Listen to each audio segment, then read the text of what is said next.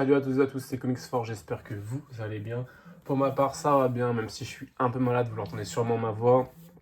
Je tiens à m'excuser, donc si déjà je parle un peu du nez ou si je renifle, je déteste ça, mais je suis désolé. Parce que voilà, je suis un peu enrhumé, j'ai un peu mal à la gorge. Rien de grave, mais en tout cas je l'ai, et du coup forcément ça va peut-être être un peu gênant pour vous. Donc je m'en excuse d'avance, excusez-moi. Donc aujourd'hui on se retrouve pour une vidéo achat comics, mes achats du mois de... on est quoi? On est en juin. Donc c'est les achats du mois de mai. Les achats du mois de mai, donc c'est de la VO. Moi je vous l'ai dit, j'étais passé pas essentiellement en VO, mais surtout en VO, parce que c'est le format qui me plaît, c'est ce qui me manquait, c'était les mensuels quand j'ai commencé. C'est avoir ma dose quotidienne, pouvoir suivre, enfin mensuelle et pouvoir suivre un peu tout ce qui se passe. Et maintenant, il y a le Marvel Comics en France qui existe, mais c'est plus très suffisant honnêtement, je trouve. T'as que 4 séries quoi, enfin 3 séries et demie, et c'est même pas les plus importantes. Sinon, il faut acheter directement des albums en dur, donc ça m'énerve. Donc on commence directement, donc il y a beaucoup de suites et beaucoup de nouveautés aussi avec Doctor Strange, donc c'est le tome 2, c'est écrit par Mackay, qui a été annoncé il y a très peu de temps, qui a annoncé il y a très peu de temps son départ de la série Moon Knight. Donc Doctor Strange, je vais vous montrer ça. Graphiquement, c'est assez. Donc déjà les covers sont magnifiques, mais vous allez voir à l'intérieur, c'est que graphiquement, c'est assez particulier comme style graphique. Voilà, c'est particulier. C'est Doctor Strange après. Moi, je trouve que ça colle au personnage. C'est pas mon style honnêtement préféré honnêtement, mais bon, ça me gêne pas tant que ça. Même si évidemment que je préférerais avoir un autre style. Mais bon, au dessin, du coup, c'est Pascal Ferry. Donc voilà pour Doctor Strange. Ensuite, j'ai pris c'est une variante cover Marvel Anatomy de Groot. On peut voir l'évolution de Groot, hein. C'est incroyable. Donc c'est les Gardiens de la Galaxie, c'est Bane of Blastar. Donc ça c'est... Est-ce que c'est un spin-off? Non, c'est pas un spin-off, c'est une histoire en gros des Gardiens de la Galaxie qui est pas dans la continuité actuelle, il me semble, si je ne dis pas de bêtises, parce que vous connaissez, vous savez maintenant que les Gardiens de la Galaxie ont eu bah voilà, parfait. Une nouvelle série où justement en fait on voit pas Groot et Rocket dans l'équipe, donc on va sûrement voir pour ça. Là l'équipe c'est Mantis, Nebula, Gamora, Drax et Star-Lord.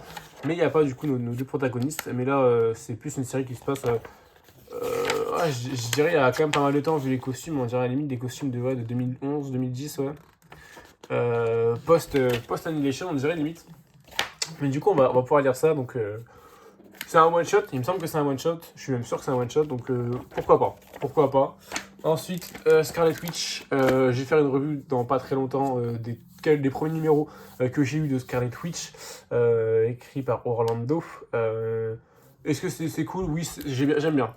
Je ne spoil pas non plus ma prévue qui va arriver, mais c'est sympathique. Voilà, c'est sympathique. Donc là, on a l'issue numéro 5, donc moi j'en suis à la troisième déjà. Groot, nouvelle série Groot. Ce sera une série en 4 issues si je ne me trompe pas. Donc là c'est une variante magnifique je trouve. Alors à l'intérieur graphiquement c'est plutôt sympa, c'est du Groot. Pour du Groot je trouve ça très sympa honnêtement. Évidemment vous entendez pas avoir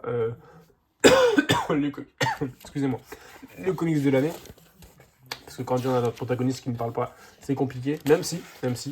Donc voilà, on voit un peu, j'ai l'impression, pas forcément des origines de Groot, mais à l'intérieur, on voit pas mal de Groot bis, de personnages ressemblant à Groot. Évidemment, on a mis, il y aura l'écrit Skrull dans ce comics, ça me paraît plutôt logique. Et c'est étonnant non. Donc à voir, c'est une petite aventure en fait de Groot tout simplement. C'est ce genre de comics sympa. Moi je trouve que c'est important d'avoir ce genre de comics sympa. Moi du coup c'était des issues, mais c'est entre nos grosses séries. Avoir des petits issues qui sont relaxants, qui sont plutôt sympathiques. Donc moi c'est vraiment un truc que je kiffe. Ensuite, là, vous voyez, c'est un one-shot aussi. C'est un comics qui est sorti à l'occasion des 60 ans. Des 60 ans du plus dangereux des espions, comme ils le disent. Fury, donc Nick Fury. Donc ouais, ça fait 60 ans que Nick Fury existe. On voit qu'il a passé par pas mal de... littéralement des changements de couleur de peau aussi. Donc c'est écrit par pas mal de personnes, notamment Ewing, on voit du Kubert, des gros noms. Donc voilà, je pense que c'est un ensemble de recueils, donc voilà, c'est un ensemble, c'est pas qu'un seul récit. et voilà, ça traverse un peu les époques. Je pense que c'est des petits trucs du personnage. Je trouve ça sympa. Moi, c'est le genre de truc que j'aime bien aussi parce que voilà, c'est une petite issue. Euh, Ça, c'est vraiment l'image. C'est vraiment l'image de Nick Fury, quoi. Bon, peut-être pas avec une sorte de Watu derrière, mais vous avez compris. Ouais, c'est sympa. Moi, c'est jamais un personnage que j'ai pas. C'est pas un personnage que j'ai approfondi beaucoup, Nick Fury. Parce que, bon, pour moi, c'est Samuel L. Jackson, quoi. Euh, Comme beaucoup de monde, je pense, en fait. Et ça l'est devenu dans les comics, littéralement, en fait. Mais moi, le Nick Fury, bah, littéralement blanc, en fait, je l'ai clairement pas connu, en fait. Moi, j'ai connu à partir de Nick Fury qui était déjà Samuel L. Jackson en soi. Mais c'est un personnage que je trouve plutôt sympathique. Est-ce qu'il est très important pour moi? Non. Mais il est plutôt sympathique. Je veux voir un peu son côté espion. Il est beaucoup là en tant que gérant du Shield.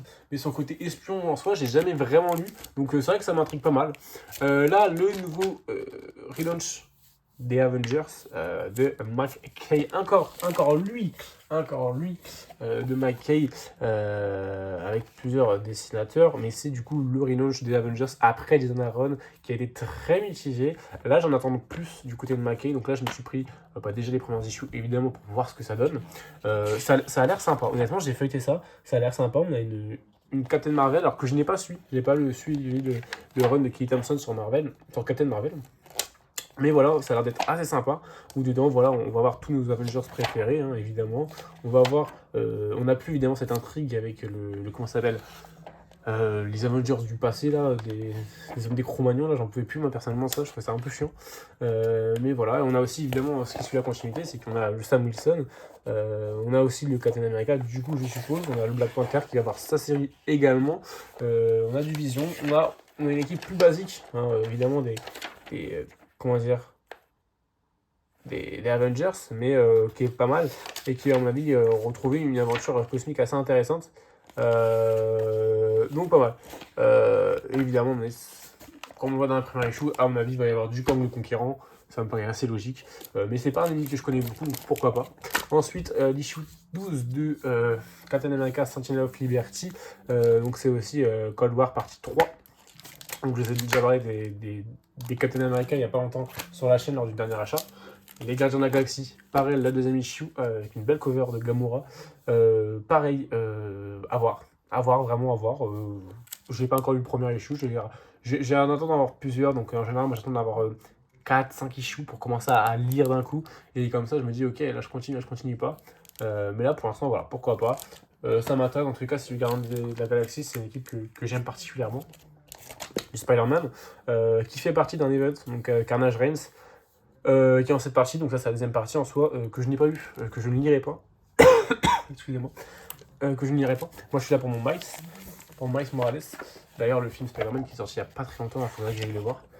La semaine dernière d'ailleurs. Donc je sais pas du coup si cet épisode est vraiment une sorte qui est un tie-in enchi à l'event ou si vraiment il est dans la continuité des Miles Morales.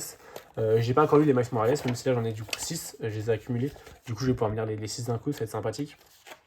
Mais je sais pas du coup si c'est un tie-in et qui coupe directement l'histoire principale de Miles Morales ou pas.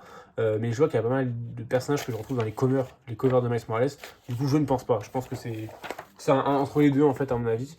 Et c'est écrit du coup par Ziglar. Donc voilà, très belle cover je trouve, très en tout cas il y a très belle cover sur le Miles Morales. Les covers de base hein, sont très belles je trouve. Ensuite on a du Doctor Strange du coup, je viens de vous présenter l'issue 3 de McKay, toujours. Toujours belle cover avec un Strange Dormammu. Ensuite la Cold War partie 4 du coup, c'est forcément là c'est Symbol of Truth de Onibuchi avec du Silva au dessin. Que forcément j'ai pas lu encore. Le Punisher, je vous ai présenté que j'avais acheté le premier TPB, là je suis directement passé au 12e épisode du Punisher. J'attends d'avoir le deuxième TPB aussi pour me faire ça. Le deuxième TPB qui sort je ne sais quand, je ne saurais pas dire quand d'ailleurs, mais je vais bientôt je pense, vraiment bientôt. Du coup voilà, pour pouvoir enchaîner. D'ailleurs j'espère que ça va tomber, j'essaie de faire des calculs, je pense que ça va tomber du coup le deuxième TPB directement au 12, parce qu'on a le 1-5, non le 1-6, plus le 0 il me semble, dans le premier TPB, j'ai plus dans la tête, et du coup logiquement ce sera du 6 au 11, ou du 7 au 11 pour le deuxième TPB. Donc normalement je serai bon, je pourrais directement m'enchaîner avec les singles. Et enfin le Deadpool de l'ère Destiny of Fix. Voilà, le Deadpool de Wong. Je vous ai expliqué pourquoi je l'avais acheté. Parce que voilà, c'est une petite bouffée d'air frais, toujours sympathique. Voilà, je me suis pas encore eu les premiers tomes, là je mets les 06 comme Mice, j'en ai accumulé pas mal. Ça va être du what the fuck, ça va juste être là pour me faire rire, c'est pour pas me prendre la tête. Voilà, c'est ce que j'attends vraiment de Deadpool. Si ça me donne plus, tant mieux. Si ça me donne moins, bah, je serais vraiment déçu si je trouve ça pas drôle. Mais logiquement, ça va juste me faire un petit truc qui tranche avec mes autres lectures.